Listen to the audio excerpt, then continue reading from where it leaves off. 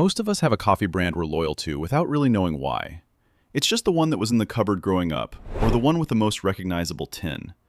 But coffee is one of those products where what's on the outside and what's actually going on inside the supply chain can be very different things. I looked into 9 of the most popular American coffee brands, and what I found made me look at my morning cup very differently. 6 of them you should think twice about. 3 of them are genuinely worth your money. Folgers is where most people start because it's everywhere. It's been in American kitchens for generations, the jingle is burned into the national consciousness, and the price is hard to argue with.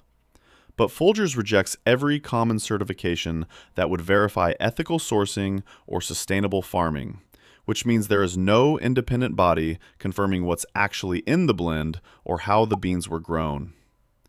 The coffee supply chain relies heavily on pesticides, herbicides, and fungicides, and Folgers offers no organic variety and no transparency around pesticide testing or mold content.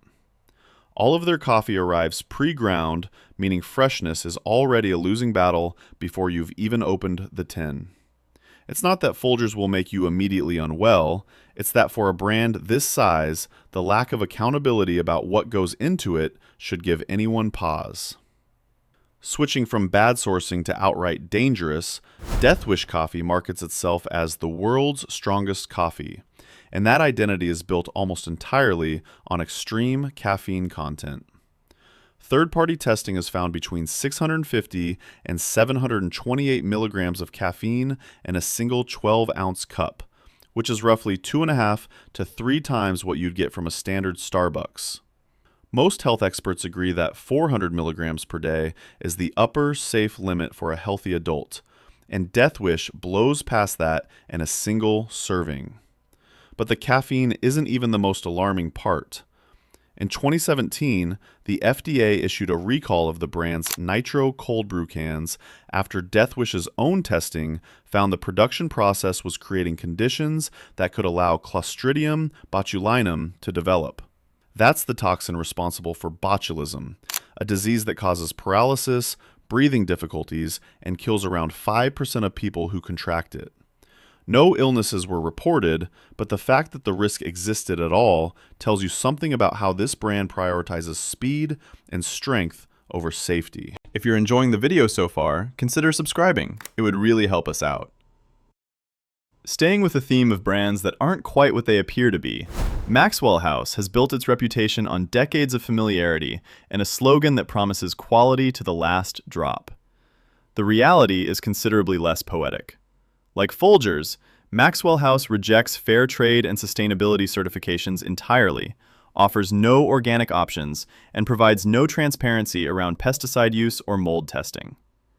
The brand was also hit with a class action lawsuit in 2020, alleging that it had deliberately overstated the number of cups its products could make on the packaging, with calculations suggesting customers were getting between 66 and 73% of the cups advertised. A similar lawsuit was filed against Folgers the same year. Beyond the labeling issues, a 2018 report by OECD Watch identified Maxwell House's parent company Kraft Heinz as linked to supply chains in Brazil, where forced labor and modern slavery violations had been documented. Good to the last drop, apparently, unless you look too carefully at where it came from.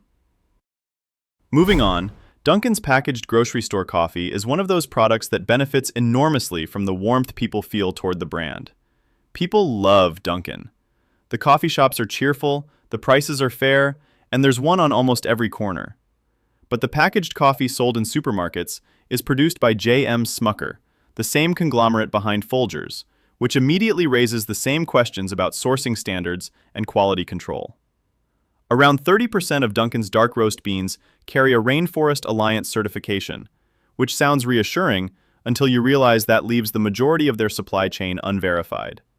They offer no organic varieties, meaning the beans could carry pesticide residue with no independent testing to confirm otherwise. The flavored varieties are worse still, containing artificial flavors, synthetic fragrance compounds, preservatives, and propylene glycol, an additive with no place in anything trying to pass itself off as a quality cup of coffee. Then there's Starbucks, which is a harder conversation because the brand has spent so much money convincing people it stands for quality and ethical sourcing. Some of that is genuine, but the flavored at-home range tells a different story, containing artificial flavors, synthetic compounds, and non-organic beans, the same issues found in Dunkin's flavored line.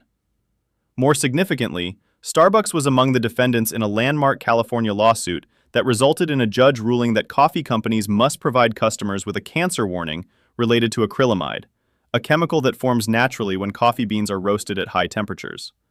Starbucks scored 97 parts per billion of acrylamide in French roast testing, 151 in house blend, 161 in breakfast blend, and 163 in their Colombian ground, some of the highest levels recorded across all brands tested.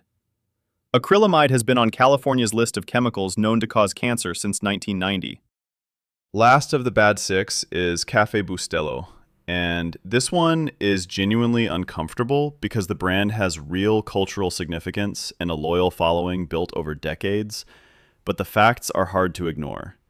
Café Bustelo is owned by J.M. Smucker, the same parent company as Folgers and the packaged Dunkin' range, and it carries the same absence of ethical sourcing certifications, organic options, or transparency around pesticide and mold testing. In acrylamide testing, Café Bustelo Dark Roast came in at 134 parts per billion, one of the higher readings among all supermarket brands tested.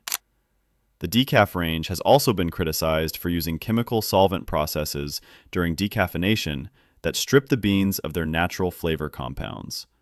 For a brand with this much history, it deserves better standards than the corporation that now owns it is apparently willing to apply.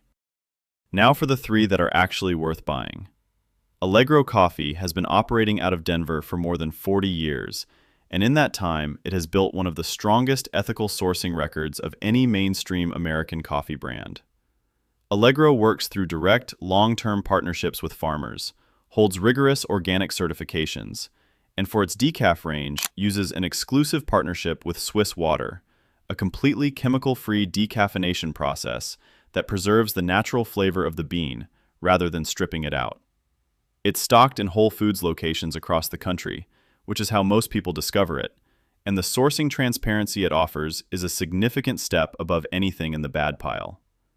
For a brand this accessible, the standards it holds itself to are genuinely impressive. Peet's Coffee has been around since before Starbucks existed, and in many ways it laid the groundwork for the American specialty coffee movement. Since 2021, all Peet's Coffee has been 100% responsibly sourced, verified annually by Enveritas, an independent global nonprofit that audits more than 59,000 farms across 24 countries each year. That's not a marketing claim, that's a third party going to the farms and checking. Peet's uses 100% Arabica beans across its entire range and has 39 active impact projects running at any given time, covering everything from farmer productivity to clean water access in growing regions. It's widely available, reasonably priced for the quality, and one of the few mainstream options that has genuinely earned the reputation it carries. Finally, Intelligentsia Coffee is the gold standard on this list. Based in Chicago, Intelligentsia pioneered the direct trade model in American specialty coffee, meaning it buys directly from farmers at above-market prices in exchange for exceptional quality and verifiable ethical practices. Every bag is traceable to a specific farm, harvest, and roast date. All coffee is tested for mold before and after purchase, and again before production, which is a level of quality control that most brands on this list don't come close to. Intelligentsia also carries USDA-certified organic options across its single origins, blends, espressos, and decaf range.